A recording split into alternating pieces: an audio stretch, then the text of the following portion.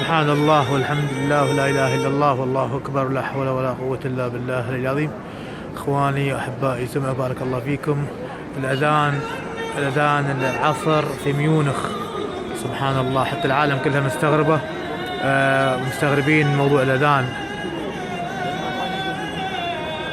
هاي طبعا ساحة المارين بلاس، ساحة مشهورة جدا في ميونخ، وحاطين أذان فيها اليوم. سبحان الله، اللهم انصرنا عليهم يا رب، اللهم انصرنا على القوم الكافرين.